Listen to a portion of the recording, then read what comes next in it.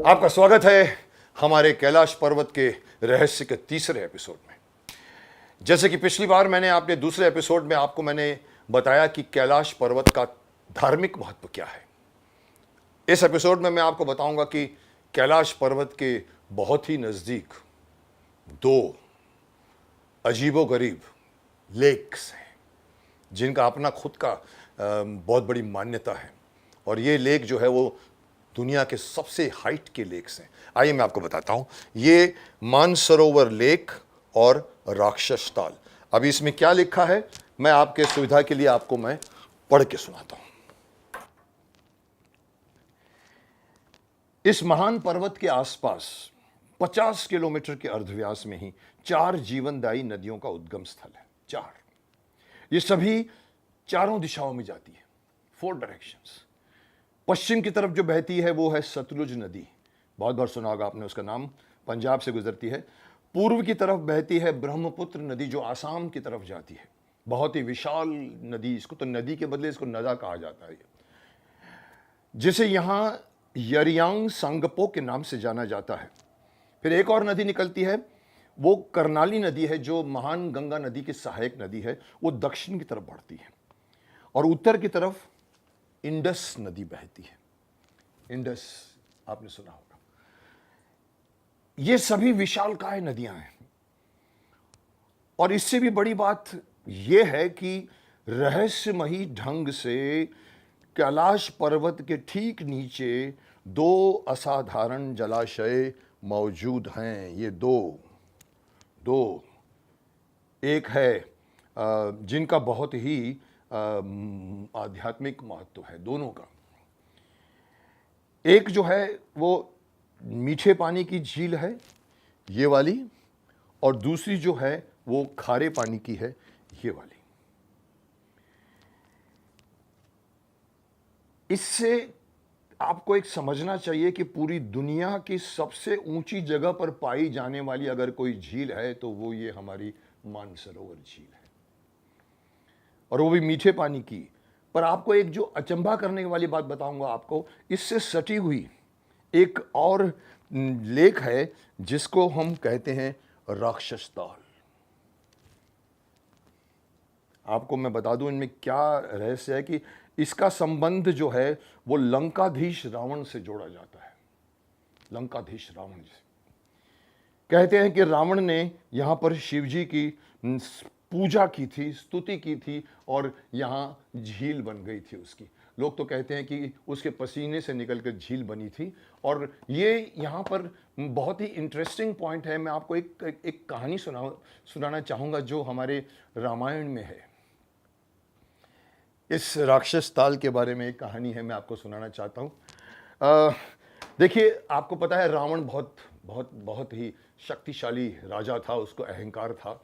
उसने उसके सौतेले भाई थे कुबेर, उसके राज्य पर अटैक कर उसको हरा दिया, और वहां से उसका पुष्पक विमान, जिसको याद है आपने बाद में रामचंद्र जी और सीता जी जब वापस लौटते इस्तेमाल किया गया था, वो पुष्पक विमान चुरा लेता है और उस पर उड़ के वो जाता है। और जाते जाते अचानक उसको नीचे एक बहुत ब्यूटीफुल रमणीय स्थान दिखता है उसको। तो बोलता है क्या है ये? तो बोलता है ये कैलाश पर्वत है, कैलाश पर्वत। वो वहां से जब जाने की कोशिश करता है तो उसका विमान जो है वो उसको क्रॉस नहीं कर पाता। अब रावण पूछता है ये क्रॉस क्यों नहीं कर पा रहा है? तो उसके मंत्री ने कहा भाई ये यहां पर शिवजी का वास है और इसको कोई भी क्रॉस नहीं कर सकता।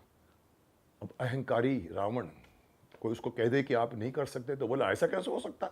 और वो फिर नीचे उतरा और उसने गुस्से में आके पूरे के पूरे पहाड़ को अपने कंधों पे उठा लिया। अब पहाड़ के ऊपर शिवजी और पार्वती थे। पार्वती घबरा गई बिकॉज पहाड़ हिला होगा। शिवजी ने मुस्कुराकर कहा कुछ नहीं, और उन्हें अपने पैरों के सिर्फ आगे के टोज से, आपके आगे के, उसको अंगूठे से दबा दिया पहाड़ को, और रावण उस पहाड़ के नीचे दब गया, कराहने लगा, नहीं निकल सका उसके। फिर मंत्रियों ने आके कहते हैं कि 1000 साल तक, मुझे नहीं पता, 1000 साल तक वो दबा के रखा उसको। मंत्रियों ने उनसे कहा कि आप शिवजी की स्तुति कीजिए, वो भोलेनाथ है। तो उस वक़्त रावण ने जो स्तुति की थी, वो स्तुति बहुत ही मशहूर शिव तांडव स्तोत्र के नाम से प्रसिद्ध है। आपने कई जगह सुना होगा। इवन आपने अगर रामायण सीरियल देखी होगी तो उसके अंदर जो हमारे अरविंद त्रिवेदी जी हैं जिन्होंने रावण का रोल किया था, बहुत खूबसूरत तरह से वो स्तोत्र को पढ़ा था। मैं आपके लिए एक छोटा सा स्टैंजा पढ़ के सुनाता हूँ, बहुत ही कमाल का लिखा हुआ है।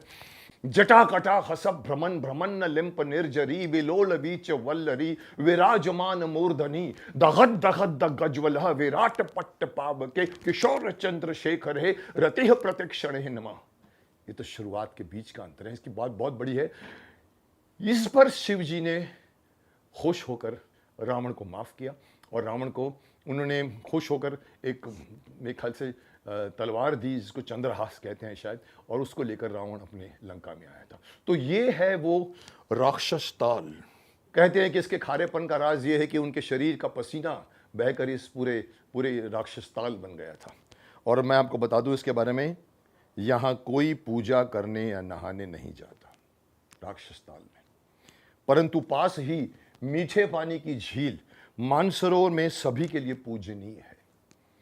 लोग यहां डुबकी लगाकर अपने पापों को धोते हैं। अब रहस्यमयी बात यह है कि मानसरोवर झील जो है किसी भी खराब मौसम में शांत और अविरल रहती है, जबकि राक्षस ताल हर वक्त तूफानी तेवर लिए रहती है। मैं आपको बता दूं, इन दोनों झील के बीच में हार्डली 2.3 माइल्स का डिफरेंस है बस, लेकिन मानसरोवर का पानी एकदम शांत और अविरल रहता है, जबकि राक्षस ताल का पानी जो हिलता रहता है वहां पर तूफानी तेवर लिए रहता है। अब इससे ज्यादा कहिए मेरे को असाधारण बात और क्या हो सकती है। मानसरोवर लेक के बारे में आपको और बताऊं, सुबह सुबह जिसे हम ब्रह्म मुहूर्त करते हैं, जिसे ब्रह्म मुहूर्त कहते हैं, कई तीर्थ यात्री जो मानसरोवर लेक के पास तंबुओं में रहते हैं, उन्होंने अपना अनुभव बताया है। उन्होंने कहा कि हम रात को, हमें कभी कभी जब हम आवाज़ें आती हैं पानी में, छपछपाने की आवाज़ सुनाई देती है। जब हम बाहर निकलकर देखने की कोशिश करते हैं तो कोई नज़र नहीं आता। पानी के हिलने डुलने की आवाज़ साफ सुनी जाती है। अब कहने वाले तो कहते हैं कि हमारे माइथोलॉजी में जिन सप्त ऋषियों का वर्णन है वही हर सुबह ब्रह्म मुहूर्त में यहां पर आते हैं और नहाते हैं। अब देखिए, कमाल की ये दो झीलें हैं जो हमारे कैलाश पर्वत के नीचे, ठीक नीचे हैं, और ऐसी झीलें आपको वर्ल्ड में नहीं मिलेगी। इस झीलों का दोनों, जैसे मैंने समझाया कि 2 किलोमीटर के डिफरेंस के होने के बाद में एक झील का व्यवहार अलग है, उसका एक कैरेक्टर अलग है, दूसरी झील का कैरेक्टर अलग है। और रामायण में राक्षस ताल को रावण जी के साथ जोड़ा गया, रावण के साथ जोड़ा गया है। तो ये है, मैं आपको बताना चाहता था कि इस रहस्यमयी पर्वत का ये एक रहस्य है कि यहाँ पर 2 असाधारण झीलें रहती हैं। मैं आज का एपिसोड यहीं ख़त्म करता हूँ। आगे मैं आपको तीसरा रहस्य बताऊंगा, जिसके बारे में आपको मैं अभी बता दूं, और वो है जहाँ पर कि कैलाश पर चढ़ना असंभव है। जी हाँ, कैलाश पर चढ़ना असंभव है। एवरेस्ट पर चढ़ते जाओ पहुँच जाते हो, कैलाश पर्वत पर आज तक कोई नहीं पहुँचा। इसके बारे में मैं आपको अगले एपिसोड में बताऊँगा। वेट।